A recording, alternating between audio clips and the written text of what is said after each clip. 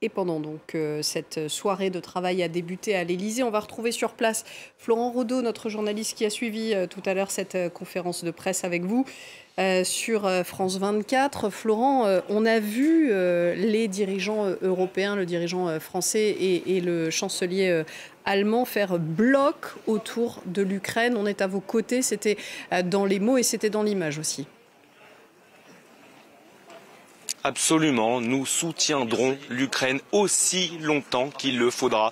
C'est le message commun envoyé ici à l'Élysée, ici à Paris, par Emmanuel Macron, le président français, qui a donc convié Olaf Scholz, le chancelier allemand, spécialement pour l'occasion. Il a fait le déplacement depuis Berlin. Les trois dirigeants qui s'envoleront demain pour Bruxelles, qui est la troisième étape de cette tournée diplomatique de Volodymyr Zelensky après Londres aujourd'hui donc et Paris aujourd'hui. Le président Zelensky qui sans surprise, a demandé à ses deux alliés de lui livrer plus de matériel militaire, plus d'avions de chasse. Vous le savez, c'est le grand sujet du moment. Une demande qui avait déjà été formulée à Londres un peu plus tôt auprès de Rishi Sunak, le Premier ministre britannique. Demande reformulée donc ce soir par Volodymyr Zelensky. Plus nous aurons d'armes, plus la guerre se terminera vite. Voilà le message envoyé par Volodymyr Zelensky qui presse donc ses partenaires de lui livrer davantage de matériel militaire, davantage de soutien humain également. Emmanuel Macron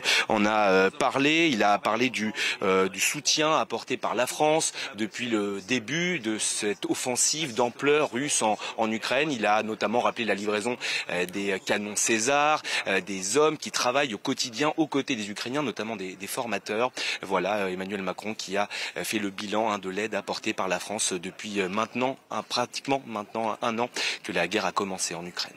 Oui, depuis un an, le président ukrainien Volodymyr Zelensky n'est sorti que 2 fois du territoire ukrainien pour des visites à l'étranger. C'est rarissime et c'est parce que l'enjeu est grand pour l'Ukraine qui a grand besoin de ces armes de longue portée, de ces avions de combat qu'il ne cesse de réclamer à ses alliés. Et oui, vous le savez, on est peut-être à la veille d'une offensive d'ampleur de la Russie. En tout cas, une mobilisation de 300 000 hommes a été annoncée ces derniers mois par Vladimir Poutine. Pour l'Ukraine, il y a donc urgence à repousser les forces russes, notamment dans le Donbass, dans l'est du pays. Mais sans ces chars et sans ces avions, Volodymyr Zelensky le répète à l'envi, il ne peut pas repousser les forces russes de son territoire, des forces russes qui occupent désormais plus de 15% du territoire ukrainien. Le président ukrainien qui demande donc à ses partenaires d'accélérer, d'augmenter leur aide. Le chancelier allemand Olaf Scholz lui aussi l'a dit, nous avons fait des efforts pour notamment intégrer l'Allemagne dans l'UE. Vous savez qu'une procédure est notamment en cours, mais le sujet du moment, ce sont bien ces avions de chasse que Paris, pour l'instant, ne livre pas à l'Ukraine. Rishi Sunak à Londres, un peu plus tôt, l'avait dit, Londres va former les pilotes ukrainiens à ces avions de chasse britanniques. Ce n'est pas encore le cas ici en France. Un dîner de travail est actuellement en cours. Seuls les 3 hommes sont présents autour de la table. Volodymyr Zelensky, Emmanuel Macron et donc le chancelier allemand Olaf Scholz. Voilà pour cette soirée de travail.